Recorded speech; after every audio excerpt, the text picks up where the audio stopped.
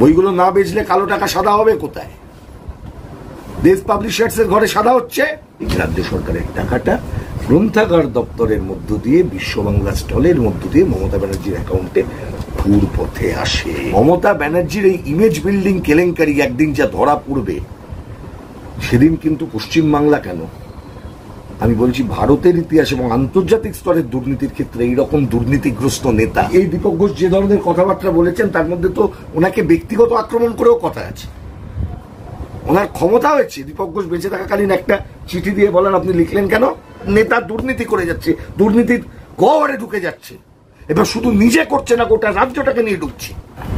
মগজ পচা, তৃণমূলের জন্মটা পচা, আরএসএস এর গর্ভে জন্ম, তো আরএসএস এর গর্ভজাত সন্তান হচ্ছে তৃণমূল। ধ্বংস হচ্ছে, তো শুরু হয়েছে। সবাই মরবেন, সবাই মরবেন, যারা ভালো আছেন কেউ ভালো থাকতে পারবেন না। ইংরেজ আমলের পুলিশ এইরকম খারাপ ছিল না যা মমতার পুলিশ আজকে করেছে।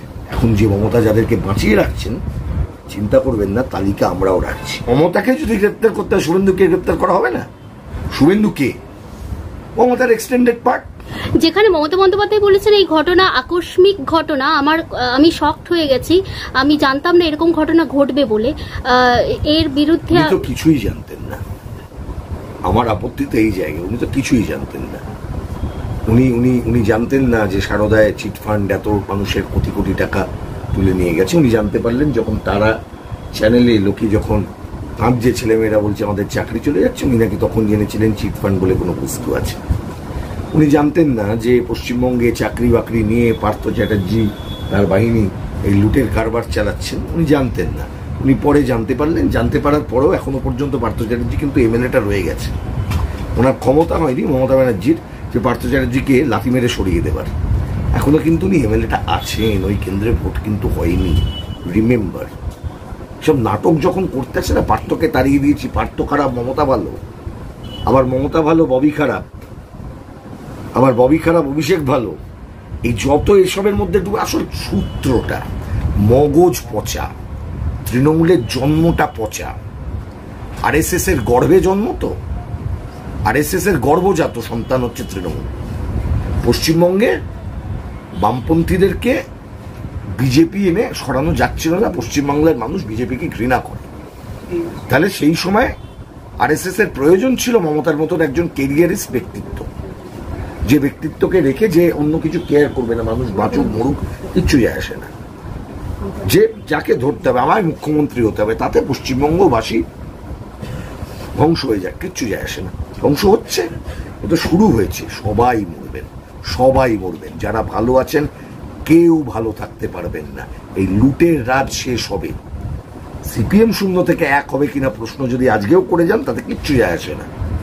আপনার লাইফ শূন্য হয়ে গেছে। আপনি যদি এটা সিপিএম 0 বলে খুব ভালো থাকেন, খুব ভালো, কিন্তু আপনার জীবন শূন্য হয়ে গেছে। আপনার ছেলের কাজ চলে গেছে, আপনার ছেলের কাজ ওরা বিক্রি করেছে, সেই টাকায় ওদের নেতারা লপচাপানি করে। পুলিশকে ওরা চাকর পরিণত করেছে। ইংরেজ আমলের পুলিশ এইরকম খারাপ ছিল না যা মমতার পুলিশ আজকে করেছে। কি অবস্থা হয়েছে বলুন তো? এই যে পুলিশটাকে বীরভূমের যে বাপ মা তুলে, মানে একদম মা বই তুলে গালাগালি করলো অনুব্রত, একটা কেশাগ্র স্পর্শ করতে পারলো পুলিশ? একটা কেশাগ্র অনুব্রত থানা থেকে বেরিয়ে আসছে, কেউ বুঝতে পারছে না কি হচ্ছে। কেন পারল না? কারণ চিফ মিনিস্টার এই জায়গাটা তৈরি করে দিয়েছেন। চিফ মিনিস্টারের ক্ষমতা নেই ওনাকে পার্সোনালি করাপ্টেড বলার পরেও কারোর বিরুদ্ধে ব্যবস্থা নেওয়ার, কারণ দীপক ঘোষ বেঁচে থাকাকালীন তো বলতেও পারেনি। উনি বলতে পেরেছেন এই দীপক ঘোষ যে ধরনের কথাবার্তা বলেছেন তার মধ্যে তো ওনাকে ব্যক্তিগত আক্রমণ করেও কথা আছে। ওনার ক্ষমতা হয়েছে দীপক ঘোষ বেঁচে থাকাকালীন একটা চিঠি দিয়ে বলেন আপনি লিখলেন কেন? ওনার ক্ষমতা হয়েছে বইটা ব্যান করবার। আসলে উনি ব্যক্তিগতভাবে দুর্নীতিগ্রস্ত। আজকে আমাকে আপনি বিশ্বাস করতে না পারেন, করছেন না কেন আমি বলছি বলে নয়, করছেন না তার কারণ হচ্ছে ওনার সঙ্গে ক্ষমতা আছে, রাষ্ট্রীয় ক্ষমতা আছে, আমার সাথে নেই। উনি রাষ্ট্রীয় ক্ষমতার জন্য লপচাপানি করছেন। ক্ষমতা চিরকাল ওনার কাছে থাকবে না, ওনার কাছ থেকে ক্ষমতা XYZ এর কাছেও পৌঁছবে। এক শ্রেণীর অফিসার যারা তেল দিয়ে যাচ্ছেন তারা জেনে রাখুন তাদের সার্ভিস ক্যারিয়ারটা কিন্তু থাকবে, ওনাদের ফাইলগুলো কিন্তু বিভিন্ন জন দেখবে, আমরা দেখতে পারি, অন্য কেউ দেখতে পারে, ফাইল আসবে, সেদিনও তাদের চাকরি করতে হবে। এখন যে মমতা যাদেরকে বাঁচিয়ে রাখছেন, চিন্তা করবেন না, তালিকা আমরাও রাখছি। স্যার, মমতা বন্দ্যোপাধ্যায় কিন্তু নির্দেশিকা জারি করেছেন যে প্রত্যেকটি গ্রন্থাগারে এবং স্কুলে ওনার বই রাখতে হবে। আমি বলেছিলাম উনি ব্যক্তিগতভাবে করাপ্টেড, এখন উনি প্রমাণ করলেন উনি ব্যক্তিগতভাবে করাপ্টেড, এবং সেই বইগুলো কিনতে হচ্ছে। নির্দেশিকাটা নিয়ে খুব একটা গুরুত্বপূর্ণ নেই, এরকম করে সব করে বলেছিলেন আপনার প্রেরিত মেমো নম্বর 572 ডিএলও অনুযায়ী গ্রন্থাগারের রেজিস্ট্রারকে মমতা ব্যানার্জির লিখিত বইয়ের তালিকার নাম দেয়া হলো। যে অনেকদিন থেকে উনি এসব চালু করেছেন ধান্দাবাজি। বইগুলো না বেচলে কালো টাকা সাদা হবে কোথায়? দেশ পাবলিশার্স এর ঘরে সাদা হচ্ছে। 121টা বই লিখেছে, বাংলার বুদ্ধিজীবী সমাজ পায়ে পড়ে যাচ্ছে, ঠক ঠক করে মাথা টুকে আসছে। সুবোধ, গবোধ, প্রবোধ, কবি কাব্য করছে, সেগুলো আবার পড়তেও হবে ছাত্রছাত্রীদের। পড়বে না? হিটলার করেছিল। আমি একটা উদাহরণ দিচ্ছি, উনি একবার নিজেকে নিজে ডিগ্রি দিয়েছেন না আলাপনের স্ত্রীকে দিয়ে। আলাপনের স্ত্রী, আলাপন ওই যে একটা বেনিফিশিয়ারি পরিবার, এখনো খেয়ে যাচ্ছে গভর্নমেন্টের, সারা জীবন চাকরি করে খেয়েছে, ও খেয়েছে, ও স্ত্রী খেয়েছে, ভাইয়ের স্ত্রীকেও চাকরি দিয়ে দিয়েছেন মুখ্যমন্ত্রী, লুটে যায়। এই আলাপনের শ্বশুর মশাই ছিলেন নীরেন চক্রবর্তী, উনি উলঙ্গ রাজা বলে একটা কবিতা লিখেছিলেন। আমি আলাপনকে এবং আলাপনের স্ত্রীকে, আমি আলাপন বলেই বললাম, ওনার প্রতি আমার কোনো শ্রদ্ধা নেই। একটা সময় নাকি উনি একটা ভালো অফিসার ছিলেন বলে শুনেছি, আসলে উনি একটু স্থাবক। এবং ওই ওকে তখন এইসব লোকেরা যারা লুটছে, যে লোকগুলো, এদের এই স্থাবকের দল, ওটা নিয়ে বলবে। ওই সময় আলাপনের স্ত্রী তখন কলকাতা বিশ্ববিদ্যালয়ের ভাইস চ্যান্সেলর সোনালী চক্রবর্তী ওটার সিদ্ধান্ত নিলেন মমতাকে ডিলিট দেবেন, অনারারি ডিলিট। অনারারি ডিলিট একবার জানেন তো, মুসোলিনিকে, ওখানকার সেই সময়কার ইটালির লোকেরা বলেছিল যে একটা ইউনিভার্সিটি মুসোলিনিকে অনারারি ডিলিট দেবে, মুসোলিনি বলেছিল না, আমিও কম্পিট করে তারপরে পাবো। মমতা ওটাও করেনি। ইতিহাসের থেকে আমি এই উদাহরণ সেই সময় আমরা বলেছিলাম মামলার সময়, ও নিজেকে দিয়েছে পুরস্কার। আর কি বলবে? মমতা ব্যানার্জির এই ইমেজ বিল্ডিং কেলেঙ্কারি একদিন যা ধরা পড়বে, সেদিন কিন্তু পশ্চিমবাংলা কেন, আমি বলছি ভারতের ইতিহাস এবং আন্তর্জাতিক স্তরের দুর্নীতির ক্ষেত্রে এইরকম দুর্নীতিগ্রস্ত নেতা, দুর্নীতিগ্রস্ত পরিবার, ব্যক্তিগতভাবে দুর্নীতিগ্রস্ত, সরকারের টাকা ঘুরপথে ওর অ্যাকাউন্টে ঢুকে। যারা বলছেন এগুলো, মানে আপনারা বলছেন বাজে কথা বলছেন, আপনারা ক্ষমতার ভয়ে বলছেন না। ওর সাথে ক্ষমতা আছে তাই আপনারা বলছেন না, কালকে ক্ষমতা চলে গেলে ওর পাশেও আপনারাও দাঁড়াবেন না। আমি তো ওকে বলবো না, এই মেরুদণ্ডহীন সমাজের একটা বড় অংশকে দায়ী করব যারা একে মহান করে মাথায় তুলে নাচছেন। স্যার, কালীগঞ্জে যে ঘটনা ঘটেছে সেই পরিপ্রেক্ষিতে কুণাল ঘোষ আবার একটি মন্তব্য করেছেন। উনি বলেছেন যে সে যে দলই করুক, দুষ্কৃতীরা তাদেরকে বেধড়ক পিটিয়ে চামড়া গুটিয়ে নেবে রাস্তার মধ্যে। এটা একটা নেতার কথা? যে দলই করুক না কেন দুষ্কৃতীদের চামড়া গুটিয়ে নেওয়া, এটা কোনো ভদ্র সমাজের একটা নিয়ম? দেশে আইন নেই, কানুন নেই, আপনার কোর্ট ব্যবস্থায় কোনো নেই। এই তো কত বছর আপনারা বলছেন সব সাজা হবে, সব ফাঁসি হবে, নির্যাতিতার ফাঁসি চাই করে কে বেরিয়েছিলেন? নির্যাতিতার ফাঁসি চাই বলছিল, মনে আছে? 1 বছরও কাটেনি, আগস্ট আসছে, তিলোত্তমা আজও বিচার পায়নি, তার বাবা মা এখনো ঘুরে বেড়াচ্ছে। তার মধ্যে তামান্না এসে গেছে, তিলোত্তমা থেকে তামান্না, পার্ক স্ট্রিট থেকে কামদুনি। কামনা কোথায় যাবে? আপনি আপনার ভাইপোকে নিয়ে, আপনার পরিবারকে নিয়ে, আপনার পরিবারের 35টা প্লট গোটা কালীঘাট, হরিশ চ্যাটার্জি স্ট্রিট, হরিশ মুখার্জি রোড, কালীঘাট রোডের বাড়িগুলো দেখলেই, কান পাতলেই বোঝা যায় কে কে কিনেছে। কোন বাড়িটা কার্তিক ব্যানার্জি, কোন বাড়িটা বাবুন ব্যানার্জি, কোন বাড়িটা কাজরি ব্যানার্জি, কোন বাড়িটা মমতা ব্যানার্জির আর এক দাদা, কোন বাড়িটা অভিষেক ব্যানার্জির। সবাই বলবে। কালীঘাট অঞ্চলে যান না, একটা প্রপার্টি, যে কোনো প্রপার্টি কত টাকায় বিক্রি করতে হয় আর কত টাকায় বিক্রি করতে বাধ্য হয়, খোঁজ নিন, জিজ্ঞেস করুন।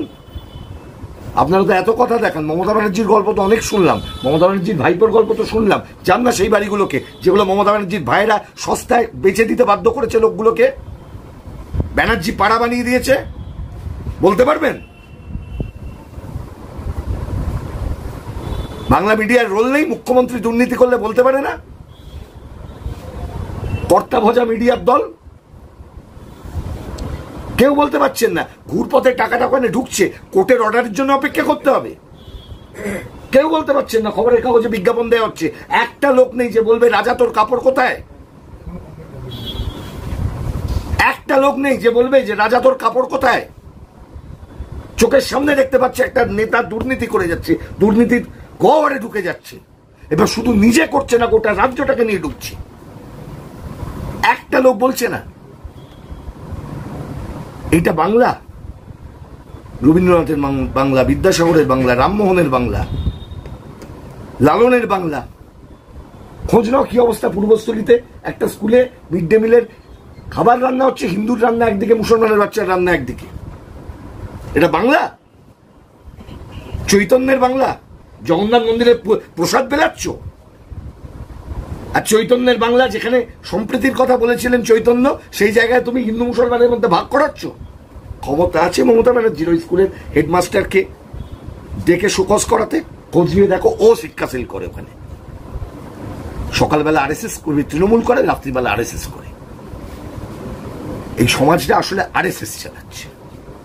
আরএসএস এর বিপদটাকে যদি না বোঝেন, আরে বিজেপি বিজেপি বিজেপি বিজেপি করে চেঁচালে, বিজেপির জোকারগুলো আছে, ওরা মাঝে মধ্যে এসব ডাইলিউট করতে হবে। একই প্রজেক্ট। শুভেন্দু কে? মমতার এক্সটেন্ডেড পার্ট। আজকে যদি মমতাকে যদি গ্রেপ্তার করতে হয়, শুভেন্দুকে গ্রেপ্তার করা হবে না? পূর্ব মেদিনীপুরের চাকরি কে বেঁচেছে? গোপাল সাহু কে? পূর্ব মেদিনীপুর জেলায় প্রাইমারি দুর্নীতি কারা করেছে? তখন পূর্ব মেদিনীপুর জেলা কে চালাতো? গোপাল সাহু কে? কার লোক? মমতার লোক না শুভেন্দুর লোক? এখনো তৃণমূলে আছে। কোলাঘাটে যাও, একটা স্কুলের ম্যানেজিং কমিটির মাথায় বসিয়ে দিয়েছে রিটায়ার করার পর, কিন্তু সে শুভেন্দুর লোক, সবাই জানে। রাজ্য সরকার কেন করলো না? বলেছি হয়তো গ্রেপ্তার। মুখ্যমন্ত্রী নিজে বলেছেন, জানি তো তোমার কটা পেট্রোল পাম্প আছে, কটা বাংকার আছে, বাংকার বলছি, কটা ওই ট্রলার চলে। ধরছো না তো? কি আপত্তি আছে? ধরলে তোমারটাও ধরে নেবে। বিজেপির সাথে এটাই গোটা। দাদা, একটা শেষ প্রশ্ন। মমতা বন্দ্যোপাধ্যায়ের ওই যে এতগুলো বই বিক্রি করে টাকাটা রাখবে, সেটা কি আগামী 26-এ ভোটের কাজে লাগাবে বলেই মনে হচ্ছে? মমতা ব্যানার্জি এফিডেভিট খুলে দেখে নাও, উনি বলেছেন আমি রয়্যালটির টাকায় খাই। আজ থেকে 2 বছর আগে আমি একটা ভিডিও বলেছিলাম, মমতা ব্যানার্জি রয়্যালটির টাকা যদি খান, খেতেই পারেন, বই লিখে খেতে পারেন। উনি অসাধারণ লেখিকা, ওনার বই বিক্রি হয়, উনি নোবেল পাওয়ার যোগ্য, আমার আপত্তি নেই, নোবেল পান। কিন্তু একটা কথা মনে রাখতে হবে, এই বইগুলো প্রমোট উনি কোথায় করেন, কাদের মাধ্যমে করেন? গ্রন্থাগার দপ্তর, সিদ্দিকুল্লাহ দপ্তর, আর বিশ্ব বাংলা স্টল। চলে যান, একটু টাকা দিয়ে কিনবেন মমতা ব্যানার্জির বই, বিশ্ব বাংলার বিল দিয়ে দেবে। আমার কথায় বিশ্বাস করতে হবে না। তাহলে আইদার বলতে হবে বিশ্ব বাংলা রাজ্য সরকারের লোগো নয়, অথবা বলতে হবে মমতা ব্যানার্জির বই ওখান থেকে বিক্রি করে কোনো ভুল করেননি। যদি বিশ্ব বাংলা রাজ্য সরকারের লোগো হয়, মমতা ব্যানার্জির বই ওখান থেকে বিক্রি হয়ে থাকে, এবং সেই ধরনের প্রমাণ যদি জোগাড় করা যায়, তাহলে এ কথা ঠিক, রাজ্য সরকারের টাকাটা গ্রন্থাগার দপ্তরের মধ্য দিয়ে, বিশ্ব বাংলা স্টলের মধ্য দিয়ে মমতা ব্যানার্জির অ্যাকাউন্টে ঘুর পথে আসে। তার মানে ওনার রোজগার উনি নিজের যোগ্যতায় করছেন না। উনি মুখ্যমন্ত্রী থাকলে ওনার বইয়ের সংখ্যা বাড়ে, উনি মুখ্যমন্ত্রী থাকলে ওনার বিক্রি বাড়ে, উনি মুখ্যমন্ত্রী না থাকলে বইয়ের সংখ্যা কমে, উনি মুখ্যমন্ত্রী না থাকলে ওনার বইয়ের বিক্রি কমে। 10 সালে ওনার কটা বই ছাপা হয়েছিল? দেশ পাবলিশার্সের 10 সালের কোনো একটা ক্যাটালগ আছে, সেখান থেকে দেখে নেবেন। আর দেশ পাবলিশার্সের 2025 সালের একটা ক্যাটালগে কটা বই ছাপা হয়েছে দেখে নেবেন, তাহলেই বুঝতে পারবেন 11-র পর থেকে একজন লেখিকা হয়ে ওঠার যে ম্যাজিক, এবং বাংলার এই সারস্বত সমাজের একদম মাথা নিচু করে করে জিহুজুরি করার যে ম্যাজিক। সুবোধ সরকারও বলে, ওফ কি ফাটাফাটি, ফ্যান্টাস্টিক বই। আবুল বাসার বলবে, তুমি তো রসবোধই নেই, তুমি হাম্মা হাম্মার মানেই বুঝতে পারছো না। আর তোমরা সুবোধ, অবোধ, আবুল বাসার এদের নিয়ে নাচবে। এই জন্য বাংলা সাহিত্যের এই অবস্থা হচ্ছে এইসব লোকগুলোর জন্য। কবিতা একাডেমি, আমার সেদিন থেকে সুবোধ সরকার জার্মানি ঘুরে এলো, কার পয়সায় যাচ্ছে, কেন যাচ্ছে, কি করতে যাচ্ছে, কে পড়ে, কত মূল্য লোকগুলোর। মরে গেলে তো পুঁছবেও না ওদেরকে।